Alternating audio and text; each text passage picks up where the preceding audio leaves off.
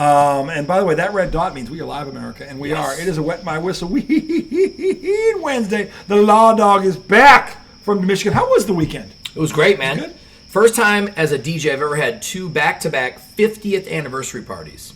That sounds crazy, right? That's nuts. I've done a couple weddings in a row, like on a Friday, Saturday. Back-to-back weddings is one thing. Back-to-back 50th anniversaries? And it was crazy. I booked the first one, and the first one that I booked was my brother's in-laws, right? And they invite us to everything anyway. Yeah. Like, they're just good people. Like, they're basically family, right? Yeah. And they came to me and said, hey, we have a band, but we want somebody to do breaks for the band and do the emceeing and everything. I was like, when you first said that, yeah, I didn't think much of it until like yesterday, and then I'm like going, wait a minute. He said, and I went back and looked at the text, back-to-back 50th anniversaries. Right. That's rare. So then, rare in the same weekend? Nowhere, that's rare. I get this call for August 2nd, and it was a lady that saw me at a holiday party I do every year, up in Michigan, and she was like, hey, we gotta have you. And she was the one that just gave me the 5-star review. Huh. So, there you go. But the crazy part was both parties were great. Yeah. But you start realizing you're getting old.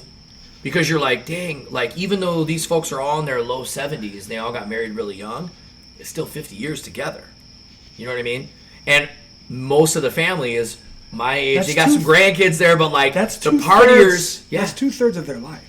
That's wild. If they're in their 70s? That's wild. That's both great couples and a lot of fun. Yeah. So it made for a fun Did you ask now? This is the question everybody asks, but nobody really asks it. They asked it just to ask it. Sure. Did you ask them what the secret was? Each one. Everybody says the same thing. Do they? Yeah, they all say something to the effect of don't go to bed mad and always talk or keep it exciting. Figure a way to keep it exciting. It doesn't matter what it is. Cliches are cliches for a reason, boys and girls. Anyway, this is IDD Feels. I don't disagree. I hadn't had a chance to depose this witness, so I asked for a little latitude, America. And by the way, behind the camera, yes, you know him as Derek White 2.0. The names have changed to protect the innocent. Okay, but he's a diehard, and he's doing the light. Don't say we don't have an audience. We got an audience, boys and girls. Oh yeah, we do. Yes, live and online. That is the toughest ticket in town, America. Let me tell you why. Because no one knows it exists. Kind of like a speakeasy kind of thing. Like if you know, you know. That's right. If you know, you know. If you're on the in, you're on the inside. If you're outside, you're on the outside. This is the way it is.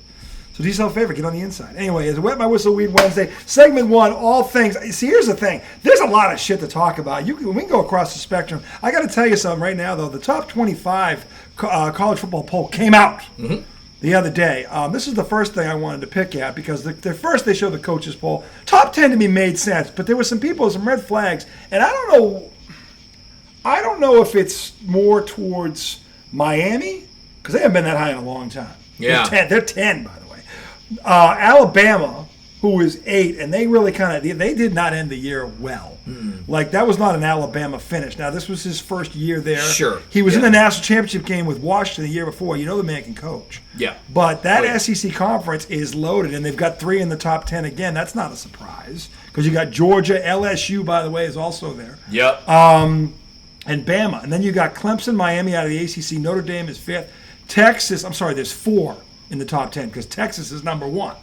Yep. And, look, there's a name Manning again showing up. And he's making his start. By the way, this first weekend, 6 of the top 10 are playing each other in the first weekend. No surprise. 1 versus 2, Ohio State, Texas. Then you've got Notre Dame, Miami, the rematch of the Catholics versus the Convicts back in the day. And then you've got LSU and Death Valley and Clemson. I'll tell you, they get this right every year. They really don't. They don't miss on this swing when and with this 12-team playoff, it's not going to destroy any of these teams. But I'll tell you right now, it's going to go a long way in terms of going, well, okay, who's what right out of the gate. Arch Manning, have fun. You're going to start your first Ohio game State at Columbus. But hold on. But here's the thing. Yeah. We have to talk about the MP factor. The MP factor. The Matt Patricia factor. Oh, yeah. As you know, America, the Ohio State Buckeyes clearly flunked history. Because if they didn't, and they studied it, they would look up the name Matt Patricia, and they would see, let's just say this isn't the kind of resume you would send out to anybody if you wanted a job. Right. Okay? Matter of fact, this is the resume you send out if you never want to get looked up again. Okay? Yeah. Because this is the only man that stopped Tom Brady. And when I say he is the only man that stopped Tom Brady lost a Super Bowl where he threw for 505 fucking yards, which is a Super Bowl record, by the way. And the reason they lost because the defensive coordinator was Matt Patricia. Nick Foles. Super Who Bowl, somehow, yeah, by the way, where's Nick Foles been since Matt Patricia turned Nick Foles into a household name? He and honestly, they got a statue out of it. Yeah, he did. And by the way, where's Nick Foles been since then? Chilling. Just looking at a statue. Start with the back of a milk cart in America. Yeah. Him and the coach, by the way, just got fired from Jacksonville. They've done nothing since this Super Bowl, and it's all because of Matt Patricia. Not only is Matt Patricia the worst coordinator I've ever seen or coach I've ever seen in my life, he managed to get their number one cornerback benched for the game because of a disagreement they had during Super Bowl week. Malcolm Butler, who was the hero of the Super Bowl against Seattle. He made the pick on the goal line that won the Super Bowl. This donkey somehow manages to get him benched. And what happens? The Philadelphia Eagles set a record. They convert 87% on third down. They won 41-33. Brady threw for 505 yards and 3 touchdowns, and people are laughing at him for this. Patricia being bad, ask any Detroit Lions fan. But what happened? He leaves there. He goes to Detroit. First, he destroys Stafford so bad he had to get out of there. Mm-hmm. Goff comes in. He proceeds to destroy him. Detroit finally figures out they fucked up. They fire his ass. That should have been it for Matt Patricia, right? That should have been it right there. But he got other opportunities. No. Then the Philadelphia Eagles hire him, and they proceed to lose their last 7 games of their season and get bounced in the first round of the playoffs with Tampa Bay.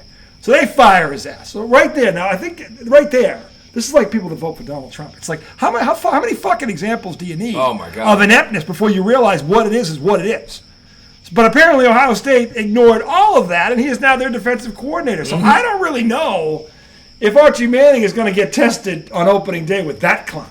He might not. In fact, I like his chances because that clown is on the sideline. Yeah, I agree. I like his chances a lot more with Matt Patricia on that sideline. He might have one. He might just have 1 year there. I don't know why they went and got him, but apparently they saw something. I want to know. See, you know when we talk about this, the list like this, the Epstein files? Mm-hmm. By the way, there's also the Belichick files.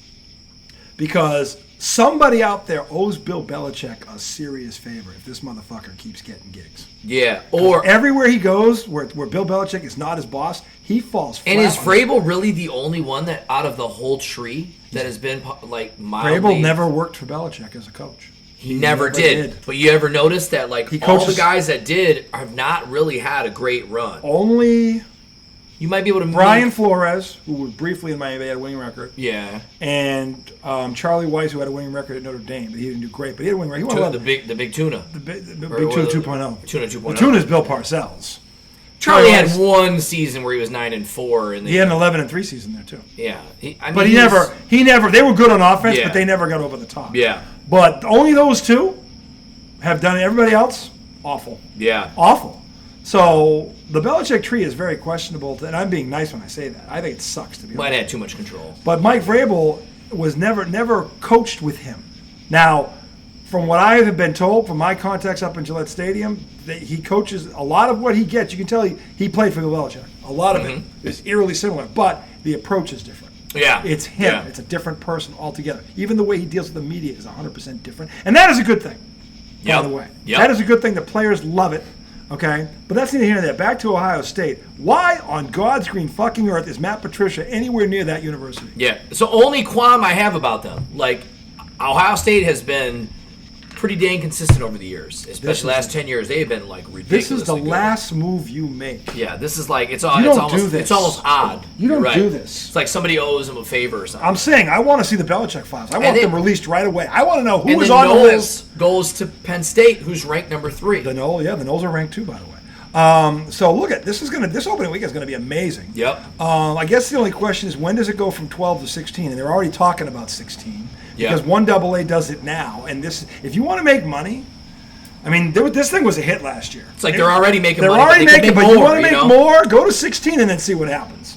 You watch how many of these campuses, these alumni travel when you're playing for a national championship tournament. Last year was amazing. This year will be better. And by the way, last year it should have been. Let's be being honest. Miami got kept out.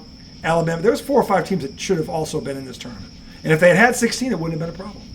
Because you could have made a case for at least 3 teams that I know that were good enough to be in that tournament and didn't get in. Yep. But if it was 16, they'd have been in. And by the way, the final was the 7th seed against the 8th seed. Right, and it's So not, don't tell me it doesn't expand work. If you expand it and allow all these teams in, there's really no excuse. 16 to be. If you're 17 or 18, By you're the way, just not good enough. IDD, right? by the way, is copyrighted the name. We call it the Super 16. Yeah, there you go. It's the Super 16, and it's going to happen because these greedy motherfuckers, all they want to do is make money anyway. Well, now with the NIL, they're going to have to do it because they have to get more money. Okay, so Texas and Ohio State. that's the open. Notre One- Dame, they knew Miami, they were doing- LSU, Clemson. Yeah. Yeah. No, I mean, them being Those- 1 and 2 is no surprise knowing that they're facing off. LSU is 9, Clemson is 6. But I tell you what, man, I've been listening to a lot of sports radio because I've had all these trips, right? Yeah, sure. Man, I just don't see it, but people are on Penn State. That coach. A lot of people think this is the year. That Like, coach has proven that you can do less with more than anyone I've ever seen. Jimmy in my Franks life. shoots blanks, right? you Don't we look- always Jimmy say Frank- that? Look at Penn State's draft picks the last 4 years. Yeah. They've had a freaking assembly line of talent Yep. go in the first round of the NFL draft, from tight ends to pass rushers to I mean, you're kidding me? They're loaded. I would They're like loaded. to see if they could do anything. You know what I mean? But I just They're don't. ranked I don't know. third. I think Yep. 3 is too high. I think so. For I think them. 3 is too high. Yep. I can see. You want to tell me 7, 8, 9? Okay, 3. Yeah. I don't think they're better than Clemson. No, they're not better than Clemson. I think they're better than Notre Dame. Notre Dame beat them last year, by the way. Okay, and I forget who 4 is. Let me actually. I looked at this. Did I send you that list too? Yep, we got 3. 4 is UGA, so that's no surprise. Georgia should beat them. Yeah. Georgia should definitely beat them. Notre Okay. Dame being there is fine. I mean, they're at the very least they're always I'll tell you, overrated every single year. They were not. I'll tell you right now. If they're not good, I mean, they're still last year. You know what I mean? This coach and that program shut everybody up. They went into Athens, basically. Not Athens. They went to the Atlanta Dome, the Georgia Dome, and they beat Georgia. No one thought they were going to beat Georgia, and they beat them in a that was a dogfight. Yep. That was a smash mouth SEC, and Notre Dame went in and they all toughed them. And then they beat Penn State after it. Okay, who was really good, and then they gave. I mean, they were outgunned. They were, by the way, 2 of their best players didn't play against Ohio State, so they were outgunned against Ohio State, and they still made that a game. They lost 31-23. Yep. 34-23. They came back and made that a game, and they were shorthanded. So I'm not. Notre Dame is right where they belong.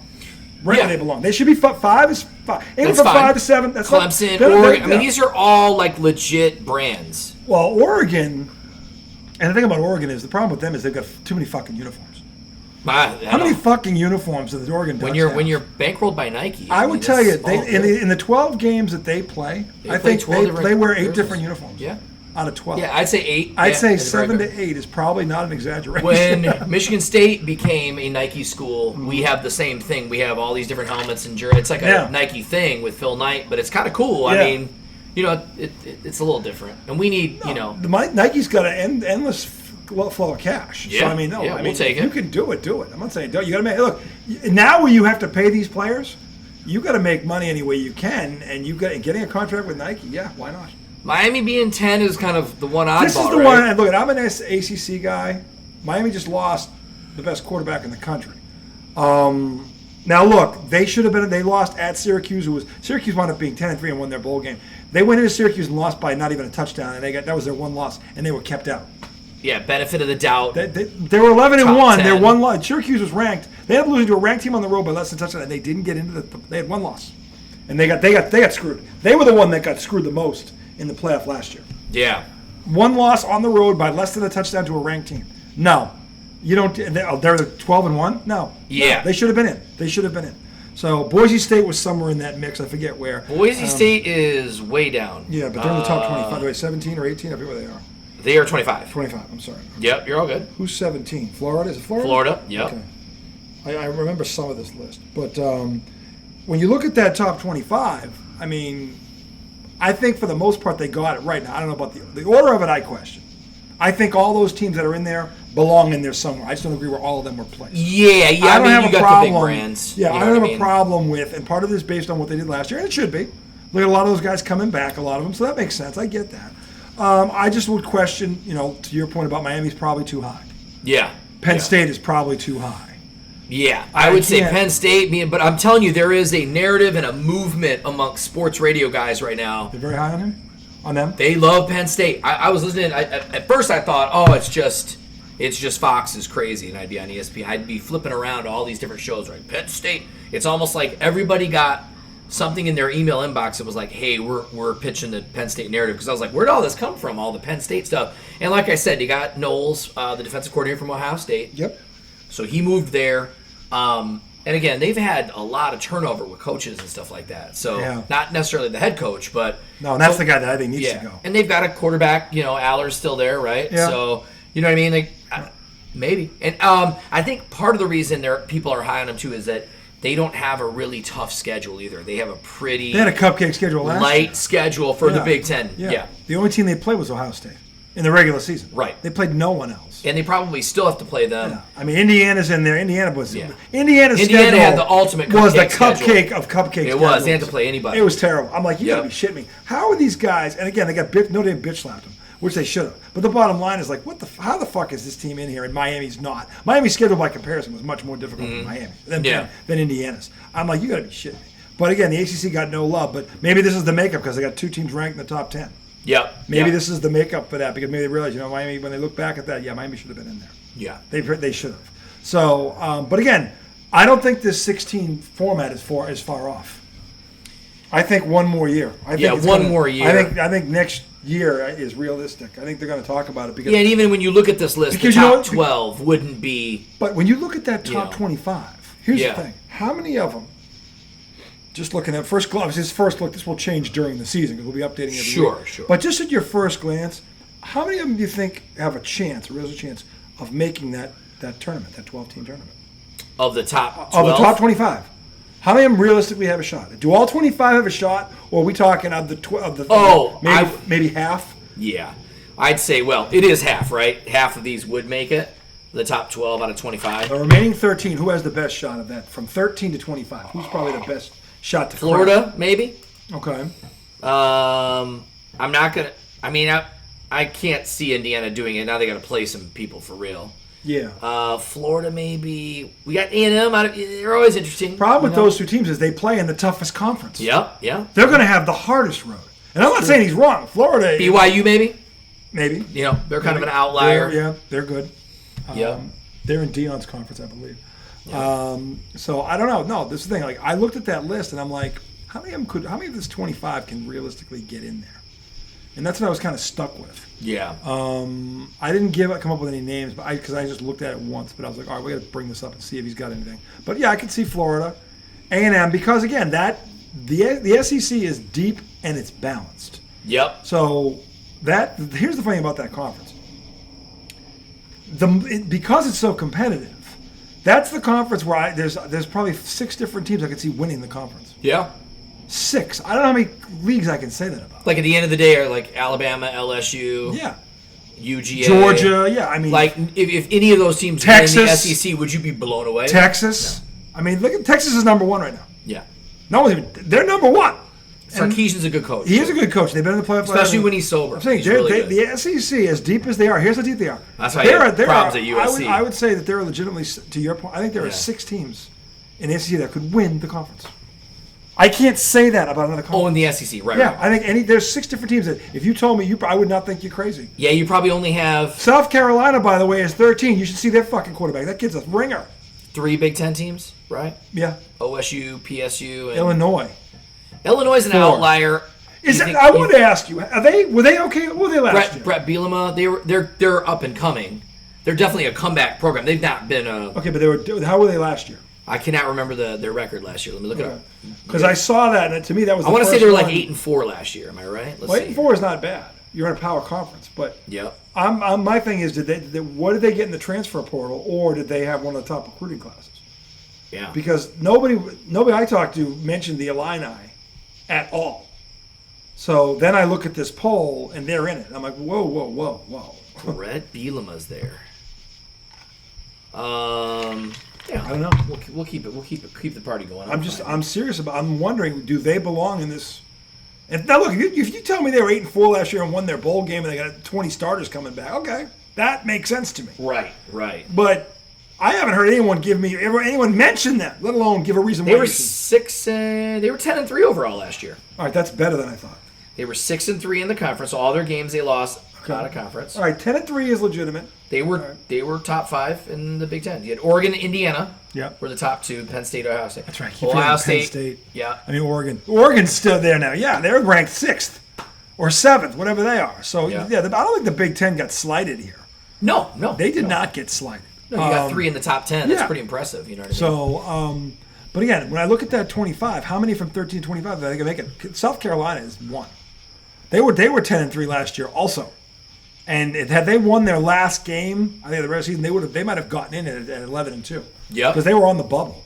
And they have a Heisman Trophy candidate quarterback. I'll tell you right now, the Gamecocks, I'll tell you what, I would love to be in South Carolina. Clemson and them, between the two of them, oof. Oh, man, it's going to be a fun fall in South Carolina. Yeah. It really is. Especially if Clemson knocks off LSU on opening night, which they are capable of doing. I might add. So. And the beautiful thing about the 1 and 2 matchup to start the year with Texas Ohio State is that, I mean, you've got all the storylines, but if one loses, the season's not over. And that's the beauty of this playoff. SEC and Big Ten right out of the gate. The two conferences. They've won the last 8 national championships between them. 1 and 2. 1 and 2. I mean, this is prime time. Prime time. Eli Manning's Manning's nephew or son, whatever the fuck this kid is. Arch is Cooper's son. The one that didn't make it. The one that didn't make it because he had the spinal issue. Oh, gotcha. Yeah. Yep. So Cooper's son. So there's another Manning running around in the SEC. Yep. So following Peyton and Eli. But I can't wait for this. Because ever since they put this 12-team playoff out there, I was like, this is what I've been dreaming about forever, my whole life. And last year was amazing, and I think this year's going to be even better. Yep. Because now people have seen it and like, oh, this is going to be fucking great. And again, there's going to be 3 or 4 teams. We're going to be sitting here in fucking December debating who got fucked and who didn't. Yeah. I guarantee you that's going to happen with multiple temes, which I hope it's 7 because I want 16. To me, the Super 16 would be perfect. The perfect fucking tournament would be college football's Super 16. That would be March Madness on the gridiron. It would be fucking awesome. Yep. It would be fucking awesome. And then, because if you can't make 16, you can talk about 13 through 15, but if you got 16 in there, I'm not going to give a shit about 17. No. You got 16 slots to fill. If you weren't one of them, fuck you. You better be undefeated. You better be 12-0 and sitting at 17. That's the only argument I'm going to listen to. Yep. That's the only argument I'm going to listen to, okay? So anyway, that's going to do it for segment 1. When we come back, segment 2, we're going to talk NFL. Training camp has started. Got to get an update from Lions camp. I know he's looking all weekend. I know he's got some shit going on. Patriots Commanders are going, and they're already fighting. They got a game on Friday night, and they're waiting for the game. We'll talk about that. Mike Vrabel. Hey, like the Scarborough. Segment 2 coming right up.